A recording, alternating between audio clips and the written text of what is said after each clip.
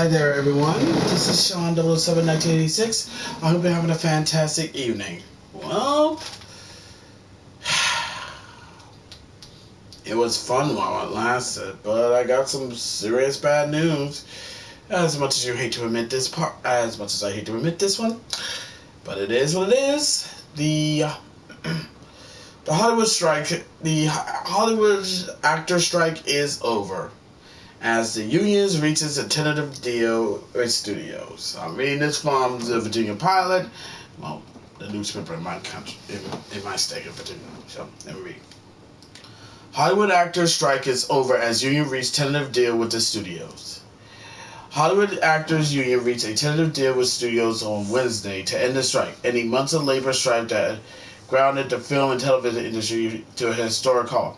The 3-year contract agreement must be approved by votes from the union board and its members in the coming days, but the leaders have declared that the strike will end at 12:01 a.m. on Thursday. At nearly 4 months, it was by far the longest strike ever for film and TV actors. More than 60,000 members of the Screen Actors Guild, America's Federation of Television and Radio Performers, went on strike on July 14th, joining screenwriters who had walked off the job more than 2 months earlier. It was the first time the two unions have been on strike together since 1960. Studios choose to negotiate with the writers first, striking a deal that their leadership mark as a major win and bring their strike to the end on September 26th.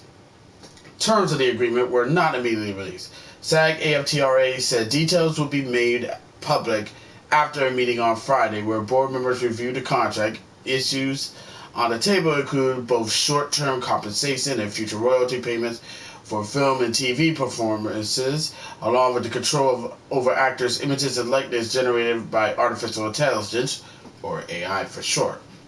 This tentative agreement represents a new paradigm. It gives SAG-AFTRA the biggest contract gains in the history of the union, including the largest increase in minimum wage in the last 40 years. A brand new residual for streaming programs, essential consent and compensation protection to the use of artificial intelligence, and sizable contract increases on items across the board, the Alliance of Motion Picture and Television Producers said in a statement Wednesday evening. The organization, which negotiated on behalf of the studios and streaming companies, said it looks forward for the industry to resume work of telling great stories. Executives from top entertainment companies include Disney, Netflix, Warner Brothers Discovery, Universal, had a direct hand in negotiations. The Writers Guild of America applauded Wednesday's deal. We are thrilled to see the SAG-AFTRA members win a contract that creates new protections for performers and give them a greater share of the immense value they create, the union said in a statement. When workers are united, they win. Although the writer's strike had immediate visual effects for viewers, including the months-long suspension of late-night talk shows and Saturday Night Live, something that, well, if you kind of think about it, we're all happy.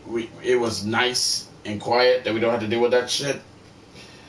The impact on the actors' absence was not as immediate and apparent, but its ripple effects, delayed release dates and waits for new shows, seasons, could be felt for months and even years. Actors should quickly return to movie sets where productions were paused, including Deadpool 3, Gladiator 2, and Wicked. Other movies and shows will restart shooting once returning writers finish scripts. And beyond script productions, the end of the strike allows actors to return to red carpets, talk shows, and podcasts as Hollywood award season approaches. The SAG strike is over. I can finally say it. Watch my documentary Saturday night at 8 on HBO Max. Actor and director Albert Brooks said on social media moments after the strike ended, couldn't say a word till now. The only major award show directly affected by the strike was the Emmys, which was moved from September to January. Now, the usual fall Oscars campaigns will mobilize. But any feeling in the industry normalcy could prove temporary. Circumstances that brought on the strikes, the shift from traditional theatrical and broadcast media to streaming, the emerging tech like AI, had not been slow, and the gains made by the strikes may embolden other Hollywood unions or these same guilds negotiations that will come up again in just a few years. Union leaders treated the strike like a watershed moment from the start, coming as it did amid wider labor fights in other industries. I think it's a conversation now that about the culture of big business and how it treats everyone up and down the ladder in the name of profit. SAG-AFTRA president and the nanny-star Fran Dresser told the Associated Press in an August interview.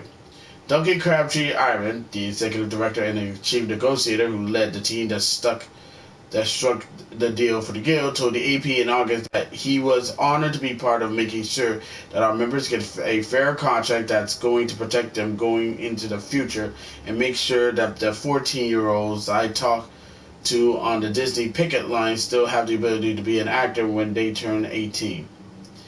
The agreement also means a return to set for thousands of film crew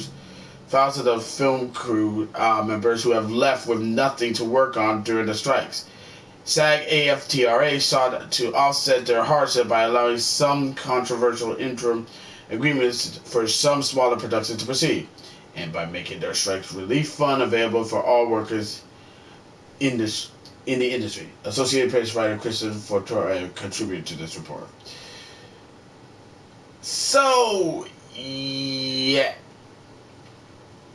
So basically what this means is that the Hollywood strike is over, which means we're about to go back to the same old random unnecessary bullshit that it is. But honestly, nobody gave a fuck about the strikes. I sure as hell didn't, because if the strikes were to happen, and everything, I got some entertainment. I got anime. I got anime DVDs, Blu-rays, movies, TV shows. I just recently bought Once Upon a Motherfucking Time. I still got the season of it, and Batman the Animated Series and everything. I even got my video games too, and I got me a shit ton, and I got a backlog like a motherfucker in games. I mean, hell, I'm currently buying the Metal Gear Solid collection. So far, I got Metal Gear Solid. I got Metal Gear and Metal Gear 2 Solid Snake. So that's 2 games in one package. I got Metal Gear Solid and Metal Gear Solid 2 Sons of Liberty. I just need Metal Gear Solid 3 Snake Eater just to complete the collection. But the one thing that pissed me off about this strike, about the actor strike shit, is the fact that they didn't even want to negotiate to a fucking deal. That's the thing that pissed me off about it, because the people who were actually was getting screwed out of this whole situation was, well, the fucking bottom of the line.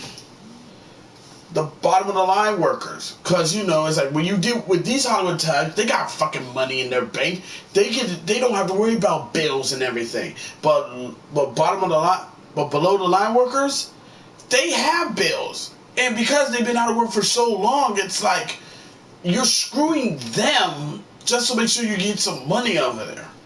And also this whole bullshit about, AI and shit, oh my fucking god.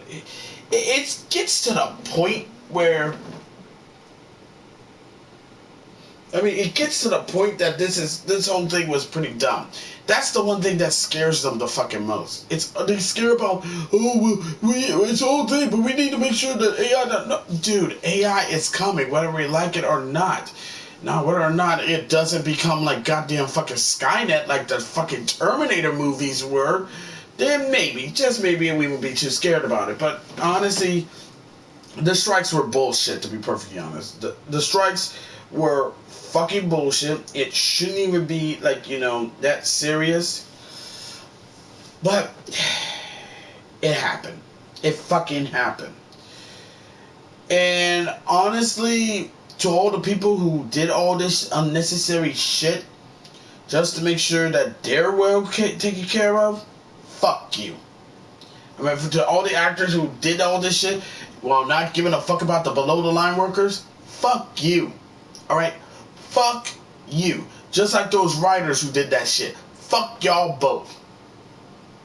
And also fuck Fran Dresser for doing nothing but trying to keep the strike going until she get what they want. Until they finally get what they want, because it's like you're fucking over people. You're fucking over people's livelihoods just because y'all want to make sure you rich motherfuckers want to get more money. Oh, but if someone wants to try to be a writer in that shit and he's not union, they just want to try to make a business out. Oh, you want to call those motherfuckers a goddamn scab. Yeah, but the only thing I can say is be prepared to see see these uber rich motherfuckers who will be back on our goddamn TV screens and will be acting smug, pretentious assholes while talking about the good side of politics. By good side, I mean they'll be doing nothing but tell people to go vote Democrat in the 2024 election. It's another reason why I hate fucking politics. Oh God, yeah, I know people ain't gonna be too happy about it. People are not going to be too happy about it, but, it is what, yeah, I'm not going to say it is what it is. I know it's bullshit. And if you think this is, and you know what, seeing though before I end this, I might as well just tell this shit right now. Okay, before I end this video, I want to say this, that I just found out today. Nintendo has announced that they're going to be making a Legend of Zelda movie. Okay, it's one of Nintendo's iconic IPs and whatnot. There's a lot of fucking red flags on this one. One, it's gonna be fucking live action, which is stupid because it would make sense if it would be CGI. Number two, it's now being co-financed by Sony. Number three, Wes Ball will be directing it. So hold on, let me go. Wes Ball.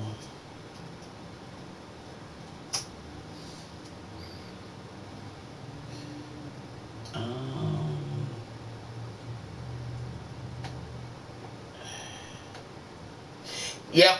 Oh, yep. I'm just looking this shit up. Yep. Yes, it's Wes Ball. He's gonna be directing it. If you don't know who he is, he's the one who did the Maze Running film trilogy, the James Dasher, and also he's gonna be doing the upcoming film King of the Planet of the Apes, which is the fourth installment of the reboot of the Planet of the Apes reboot series. So that's gonna be good. Yeah, that's gonna be good. So yeah, he's gonna be directing. Avi Arad, oh god, Avi Arad. This one people are not too cool about this one because this is the guy. He will be producing for the film, and if you want to know, he was the producer of Mobius, Spider-Man Into the Spider-Verse, Venom, Spider-Man Across the Spider-Verse, Spider-Man Beyond the Spider-Verse, that's the upcoming one, and he also was the one who in Spider-Man 3 forced Sam Raimi to shoehorn goddamn Venom. So of course he's gonna be in it. Of course he's gonna be fucking in it. Gonna be in it. So he's gonna be doing the producing of it, and Derek Colney will be the screenwriter for this script. If you want to know what he did, everyone's trying to say, well, he's also did other works too. He did Monster Trucks, Safety Not Guaranteed, the Jurassic World trilogy, and Pokemon Detective Pikachu. Unfortunately, he was the one who did the screenwriting for Star Wars Episode 9, The Rise of Skywalker. So, yeah, I don't know what Sony is thinking, but honestly, I feel like this movie is not going to do well. And I might just say right off the bat, the screenwriter is gonna make sure that Link is gonna be a terrible hero. He's gonna be awful. He's not gonna be Ganon. He's not gonna be Ganondorf. Let's be real. He ain't gonna be Ganondorf. It's going to be Zelda, because Zelda is, in the name, but she's the Triforce of Wisdom. But she's the Triforce of Wisdom. Ganon is the Triforce of Power, and Link is the Triforce of Courage. So there's going to be so they're going to ruin this film. Why? Because they're going to get people who won't know the source material. And yes, I know Miyamoto, Sirigo Miyamoto will be in this to keep an eye on it. But how much you want to bet that they're going to try to do everything in their power to fuck them over? I mean, with Illumination and Universal, when it came to the Super Mario Brothers movie, they knocked that shit out of the park, and they made billions of dollars. So Sony, they're trying to do that because, with Universal, they scored 2 big wins with the 2 video game movie adaptations: the Super Mario Brothers movie and the Five Nights at Freddy's movie. So they're trying to hop on this one, evidently, because I think their Uncharted one, and I mean, yes, Sony did have 2 video game movies. I'm not sure if any of them. I'm not sure if Uncharted did well. I do know Ratchet and Clank, the movie based off the first game, didn't do so hot.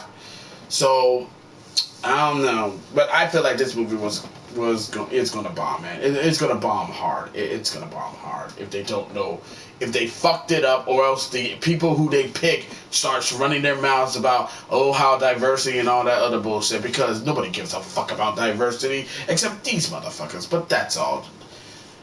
But that's just my 2 cents on this whole thing. But I just want to put that out there before I forget. I've been working too hard, so And that's all for now. I really want to know what you think about this. As always, be sure to leave a comment, like this video, subscribe to the channel, click the notification bell so you don't miss out on an update, share with friends, share with your neighbor, share with others, or enemies, or your second cousin twice removed. I'm not really... I try not to be picky. Until next time, this is Son 007 1986 signing off. Thank you for watching this video. Really means a lot. And I'll see you in the next one. Catch you later.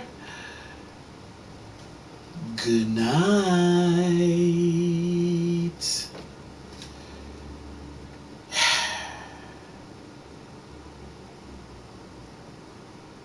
I'm checking out the Ghostbusters Frozen Empire movie when it comes out. Still, though, kind of stupid that they put Patton Oswalt in that bitch.